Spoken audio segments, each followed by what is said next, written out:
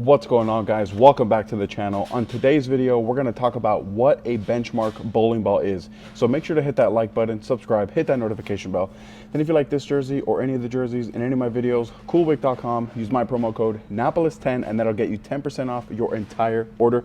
And then down below in the description, there should be a link where you can order anything bowling related. That is the absolute best way to help support the channel. So when you go to look at what a benchmark bowling ball is, there's a lot of completely different ideas, theories as to what a benchmark bowling ball is or what it should be. So today I'm going to talk about what I consider to be a benchmark ball and why. And I think it's important to talk about the definition of the word benchmark, which according to Webster's dictionary is a standard or point of reference against which things may be compared to or assessed. So when I hear that definition, the first thing that comes to mind is, okay, it's going to be a bowling ball that I'm going to use first on the fresh to have an idea as to what's going on. So once you have that thought in your head, it can literally be any bowling ball. For me, typically, it tends to be lower RG, medium to high differential bowling balls with smoother covers. So for me, my two favorite benchmark bowling balls that I have in my arsenal are the Storm Phase 2 and the Rotogrip Idol Cosmos. Now, the reason it's these two bowling balls is because I know exactly what they're going to do. And then based on what they do on the lanes, I have a reference point. Do I need to ball up? Do I need to ball down? Do I need something smoother? Do I need something a little bit maybe more angular? So to me, that is the biggest thing when trying to answer the question, what is a benchmark bowling ball? The answer is, there's no such thing. It can literally be anything. It could be all the way down to a tropical surge, if that's something that you want to do, or it could be something as high as like the Gem or the Reality. Anything in between. To me, that's the beauty in bowling, that these bowling balls are my benchmarks, but they may or may not be your benchmarks. So keep that in mind as we progress through this video. So we're going to be here on lane 1 at Samstown on a fresh, typical house shot, and I'm going to show you guys why the Phase 2 and the Idol Cosmos are my go-to benchmark bowling balls. Let me know down below in the comments what you believe to be a benchmark bowling ball, and more importantly, why. All right, first shot of the video here, we're going to start in the Idol Cosmos. I just realized that I redid the cover on the Cosmos, but not the Phase 2.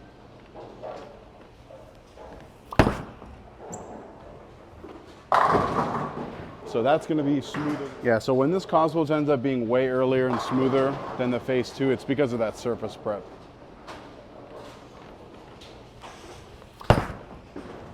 Okay.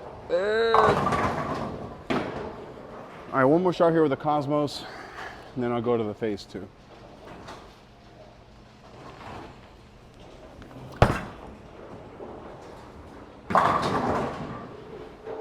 All right, first shot with the Phase 2, same spot as the Cosmos. It is lane shine though, so it'll probably be a little bit longer, a little quicker down lane.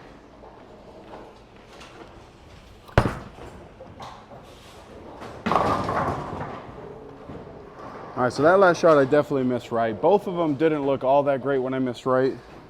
So let's really get this one going a little more up the lane. Kind of like there. Good shot. I'm starting a little straighter than normal, but as we progress through this video, I'll definitely chase them both in a little.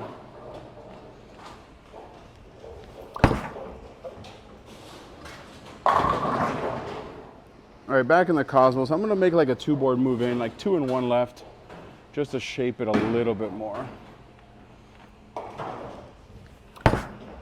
See how that looks there. Yeah, let's stay a little straighter for now. All right, I'm gonna move back right. I think I moved in a little too soon. As the lanes break down, I'll chase it left though for sure.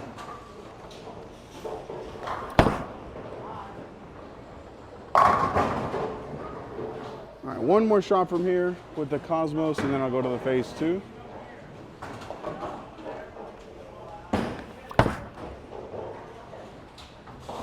That might have been slow. I'll double check. Yeah, that was slow, about a mile an hour slow. So now I'm in the Phase 2, get back to that speed, and then we'll see what happens. Yeah, that's gonna be a good shot. Oh!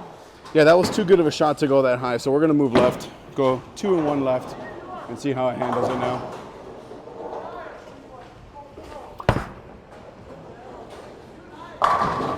Phase 2, baby. All right, one more shot here, then we'll go to the desk and talk about some benchmark stuff.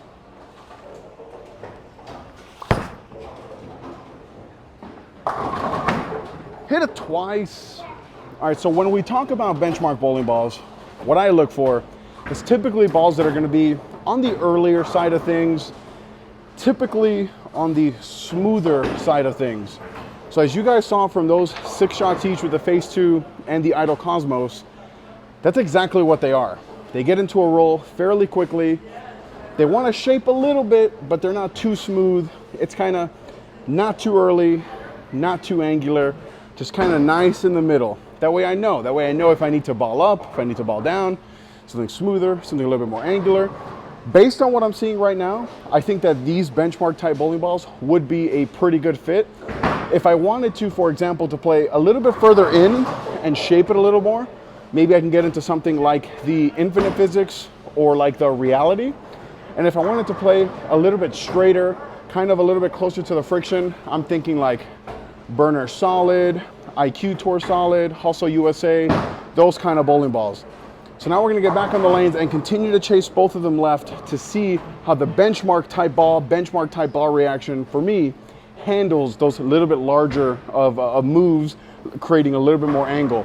Because, all right, so now I'm back in the Cosmos, and this is gonna be that same spot that I flat 10'd with a little bit earlier, just to see if it's ready. That feels like a pretty good shot. Yeah, now they're nice and transitioned. Yeah, this is a good place to be in now with both of these bowling balls.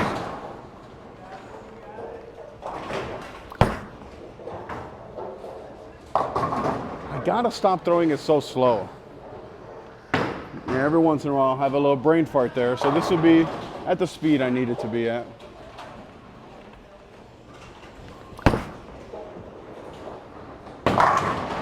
There you go. Now this wasn't meant to be much of a comparison, but I am seeing a lot of similarities between these two bowling balls.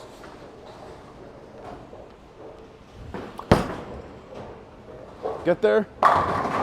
Wow, that definitely got there. I do think that because of the natures of the covers especially, I think with the Phase 2 I'll be able to chase it left faster.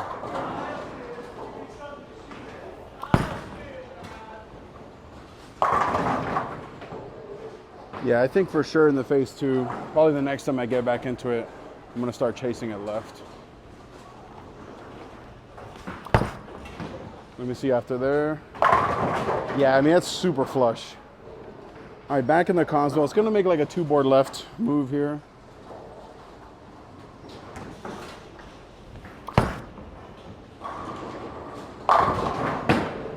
So I think as we chase both of these left, that's where that versatility question is gonna start to come into play. Missed in a little bit. Hey guys, for real, let me know in the comments what your benchmark bowling ball is and why. Good shot there. Good shot. All right, back in the Phase 2, that same spot just to see, and then we'll move in if we have to. Oh, I threw that so bad. House shot. Hey, it wouldn't be an all-time great if I didn't get lucky from time to time with this ball.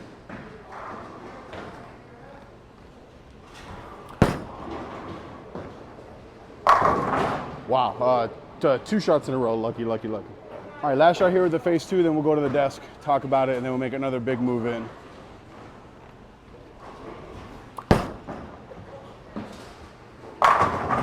All right, well, that was at least the back 3 of the last game, and I got the front 6 this game. And it really goes to just to show you that you really want a versatile bowling ball to be your benchmark bowling ball.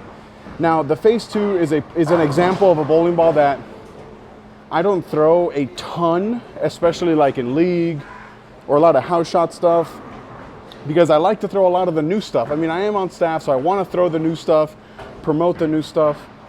But you better believe that if I'm bowling a tournament or anything meaningful at all, the Phase 2 is going to be one of those balls that's the very, very first ball out of my bag almost every time. So let's get back on the lanes, see if I can finish this off. Like I said, I got the front 6, but I am going to move left with both of these bowling balls. Wish me luck in the comments. I think it'd be pretty cool to do it with the benchmark balls. So let's get back on the lanes. All right, this is going to be like another 2 or 3 left, and we're going to stay or get into the idle cosmos here.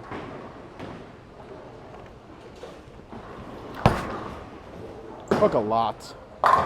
Ooh, no 8 pin there. All right, so that was the front 7. Now looking for the front 8.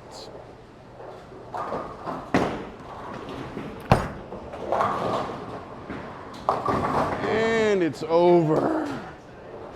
Yeah, that shot I really missed in a little bit. Missed a little slow. Let's make sure we get it right a little bit here. Kind of like that. I'm happy with there. Oh, okay. That's weird. All right, this has been a constant for me that every time I get left, I slow down. So I really just want to focus here on firming up. Remember why I'm playing this far left. Like, that's okay. Yeah, just keep the speed there. Come on. Yeah, a couple more good shots here to end the video on a really good note here.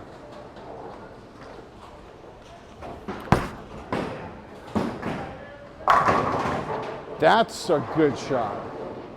So that last shot I threw there was probably one of the better shots I've thrown in a long time.